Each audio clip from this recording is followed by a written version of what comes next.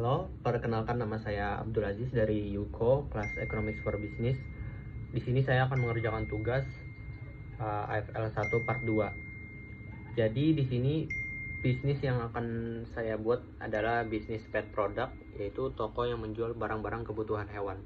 Di antaranya makanan kering dan basah untuk kucing, kucing, anjing, dan hewan lain.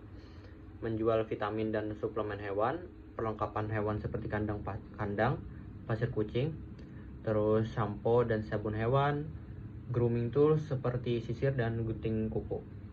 Toko yang saya maksud mungkin sudah cukup ya untuk dikatakan sebagai toko yang lengkap. Namun dikarenakan diminta untuk membuat produk baru dari toko yang saya jalani ini, maka saya mengusulkan produk subscription pada pelanggan toko tersebut. Subscription itu seperti produk berlangganan. Produk subscription yang saya maksud adalah jasa konsultasi untuk pemeliharaan hewan, lalu paket box makanan yang sudah terukur gizinya untuk keperluan hewan peliharaan, lalu jasa grooming, mandi, potong kuku, dan potong bulu. Bagaimana perjalanan produk ini? Penawaran bisa dilakukan di offline store dengan membuat poster penawaran dan menawarkan secara langsung pada pembeli di saat transaksi. Jadi penawarannya bisa dilakukan setelah pembayaran. Misal ada penawaran kepada pembeli bagaimana jika ada tawaran tentang subscription ini. Lalu dibuat juga website toko dan juga sosmed toko sebagai penunjang jalannya komunikasi antara calon pembeli dan toko. Website toko bisa berguna untuk produk mailbox dan juga hewan-hewan lain dan juga alat-alat lain yang saya maksud. Terus website juga menyediakan nomor WA dan Instagram untuk bisa berkomunikasi dan melihat produk-produk lainnya.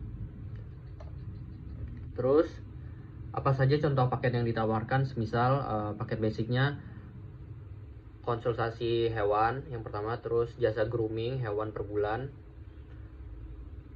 2 kali per bulan, lalu mailbox 2 kali per bulan mailbox, lalu diskon 5% untuk pembelian produk tertentu di toko.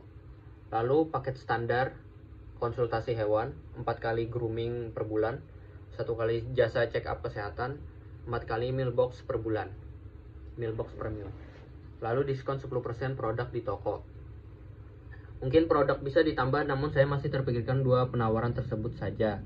Mungkin tadi itu hanya penawaran yang diberikan kepada pelanggan yang bisa berkunjung ke toko, atau penawaran yang hanya didapat kepada pelanggan daerah sekitar. Di sini saya juga akan memberikan penawaran mailbox online.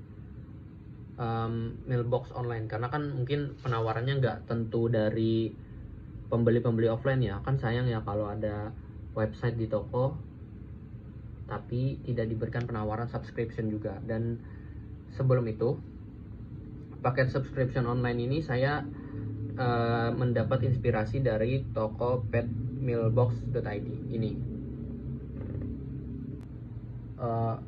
Untuk di Indonesia hanya saya masih menemukan itu saja sebagai pendahulu atau pesaingnya.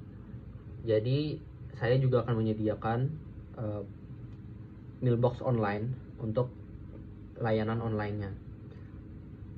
Paket basicnya mungkin yang satu konsultasi, 2 diskon 10% pada pembelian produk tertentu di e-commerce online, lalu pengiriman gratis untuk mailbox yang ditakar sesuai gizi dan dikirim 2 minggu sekali, artinya sebulan 2 kali. Lalu paket standar, paket kedua konsultasi hewan, yang kedua diskon 10% pada pembelian produk di e-commerce, lalu pengiriman gratis untuk paket mailbox bergizi dan dikirim setiap seminggu sekali setiap bulan, 4 kali sebulan.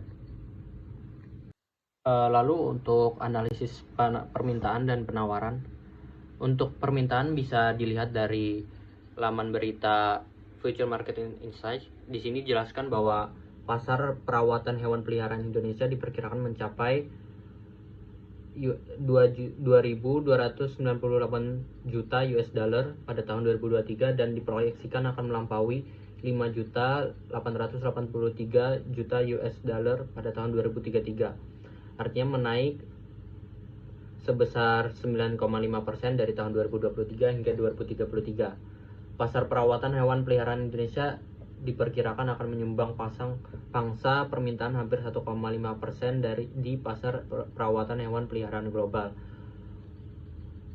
Lalu apa alasan pasar pet product ini benar-benar meningkat di Indonesia? Yang pertama adalah meningkatnya jumlah pemilik hewan peliharaan di negara ini, meningkatnya pendapatan yang dapat dibelanjakan oleh kelas menengah di negara ini, tren humanisasi hewan peliharaan, ya itu. Dan lalu bagaimana tentang penawaran yang tersedia ya saat ini di kompetitor?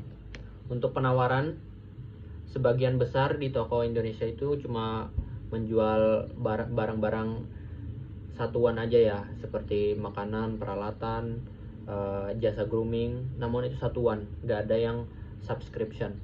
Saya baru menemukan paket subscription itu cuma dari satu website di Indonesia, namanya petmealbox.id, Instagramnya juga ada petmealbox.id. Jadi sehingga menurut saya bukan sebuah tantangan yang besar untuk mencoba memperlakukan paket mealbox atau subscription pada toko pet products.